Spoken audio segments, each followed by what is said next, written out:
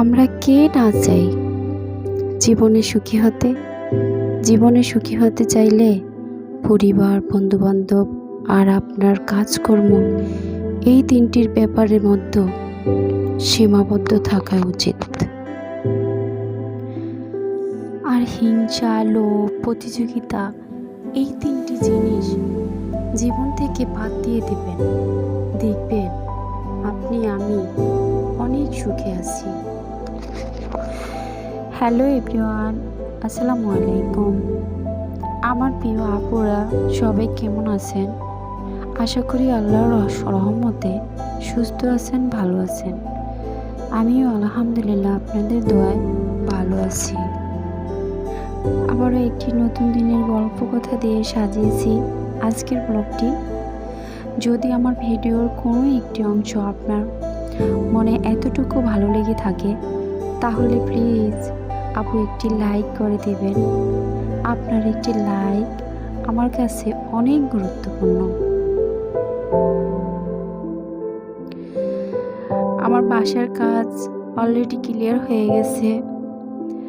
ড্রপিনের কাজ বাকি থাকাতে বাসার রঙের কাজ চলতেছে না, কারণ ড্রপিনের কাজটা এখন আপাতত বন্ধ আছে। বর্ষার জন্য আসলে কাজ করা অনেক সমস্যা। বর্ষার পরে অলরেডি সমস্ত কাজগুলো শেষ হয়ে যাবে। এখানে আমি আমার খাটে ল্যাম্পট রেখেছি।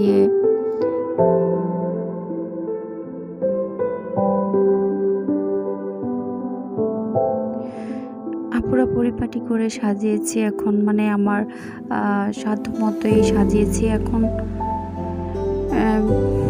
রঙের কাজ বাদ দেওয়াতে ঘরটা তেমন একটা সুন্দর হচ্ছে না।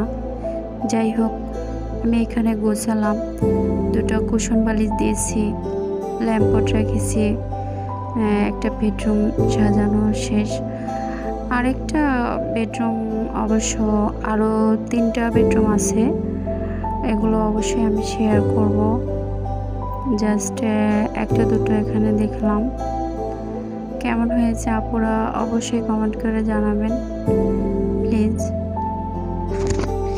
এখানে আমার আরেকটা বেডরুম আছে, অবশ্যই এটার ভিতরে অনেক মাল হিপজিবি অবস্থানে আছে। এটাতে আমি একটা আলমারি রেখেছি, আলনা রেখেছি, তারপরে ড্রেসিং টেবিল, ওয়ারড্রোব, তারপর রেক, তারপরে টিভি রেক আছে।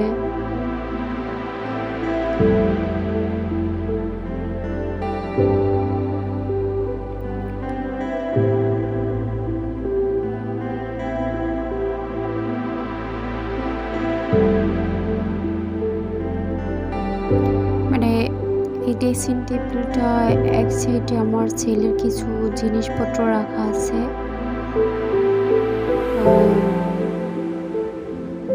এটা আমার খুব পছন্দের ফুলের টপটা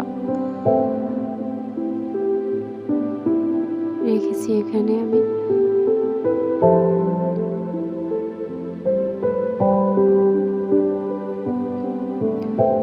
এখানে ড্রেসিংয়ের ভিতরে আমার ছেলের ট্রফি রাখা আছে। উপরে সিঁড়িতে ট্রফিগুলো, নিচে সিঁড়িতে আমার ছেলের কিছু ঘড়ি আছে, তারপর কিছু সানগ্লাস আছে।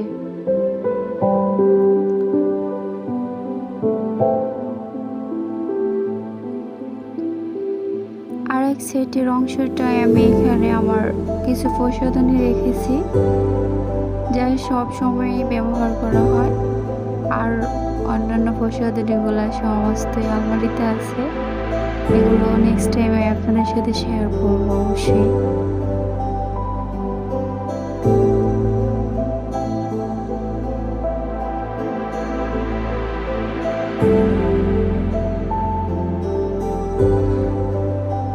এই ফুলদানিটা আমার অনেক পছন্দের। এখানে রাখলাম ড্রেসিংয়ের উপরে। তারপরে আমি বিকেলের জন্য খিচুড়ি পাকাবো। খিচুড়ি রান্না করতে চলে আসলাম। দেশি স্টাইলে, একেবারে দেশি স্টাইলে আমি খিচুড়ি রান্না করবো খাসির মাংস দিয়ে। আমি প্রেসার কুকারে খাসির মাংসটাকে রান্না করে নিয়েছি ভালোভাবে। আমি রান্নাঘরের কিচেনের মানে ফ্লোরের টাইলস বাকি আছে, কারণ আমি বর্ষার জন্য কোনো কাজ ভালোভাবে করতে পারতেছিলাম না, তাই জন্য স্টপ রেখেছি কাজগুলো। বর্ষা শেষে অবশ্যই ইনশাল্লাহ আর বাকি সব কাজগুলো শেষ করে ফেলবো। দেশটা কিছুদিন নর্মাল থাকার পরে আসলে আরও একটা সমস্যা আমাদের এসে গেছে, কারণ বিভিন্ন জায়গাতে বন্যায় অনেক ক্ষতিগ্রস্ত হচ্ছে, অনেক সমস্যায় পড়ে গেছে, মানুষরা হিমশিম খাচ্ছে বন্যাতে। আমাদের দেশটা কবে যে সুন্দরভাবে একেবারে সুস্থভাবে সম্পূর্ণভাবে মানে ভালো থাকবে সেটাই আমরা আশা করব।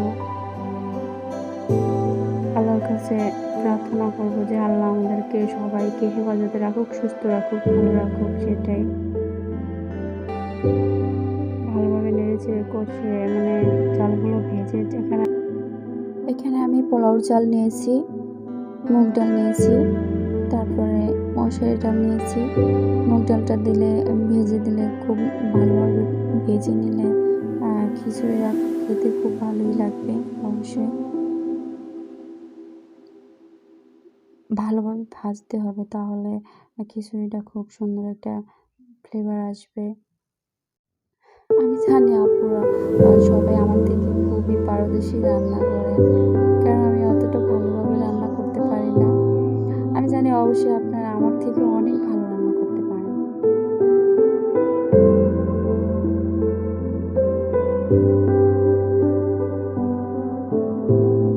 কষানো শেষ হয়ে গেলে এবার পানি দিয়ে দেব।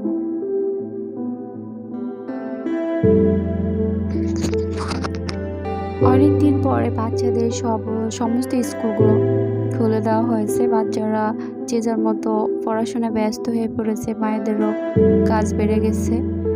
অবশ্যই আমরা এটাই চাই, কারণ আমাদের বাচ্চারা মানুষ হোক, দেশের জন্য কিছু কাজ করার জন্য, ভালো কাজ করার জন্য। ওরাই আমাদের ভবিষ্যৎ পরিকল্পনা।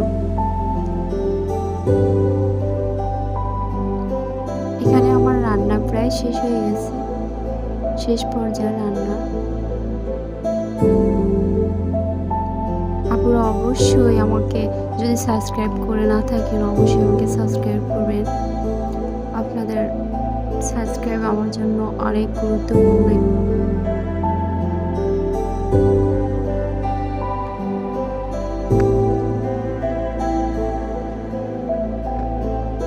আমার মাংস রান্না করাটা এখন ঢেলে দেব।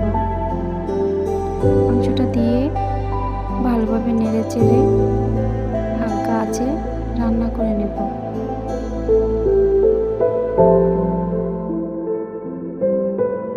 খিচুড়ি রান্না করা শেষ হয়ে গেছে আমার।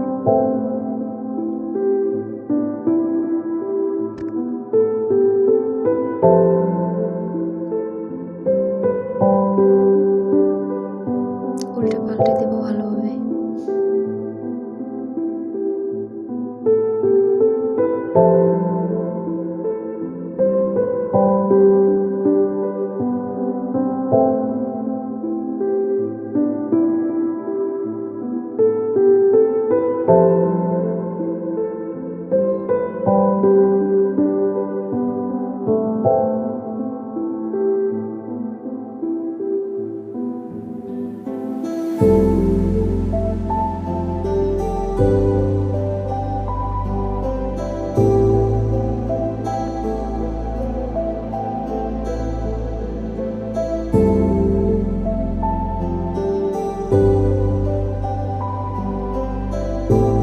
খিচুড়ি রান্না করা হয়ে গেছে। আপনাদের যার ভিডিওটা ভালো লেগে থাকে অবশ্যই আমাকে একটা করে লাইক দিয়ে দেবেন আপনারা। ভিডিওটিতে যদি কোনো আমি অপ্রয়োজনীয় কথা বলে থাকি তাহলে আমাকে অবশ্যই ক্ষমার দৃষ্টিতে দেখবেন।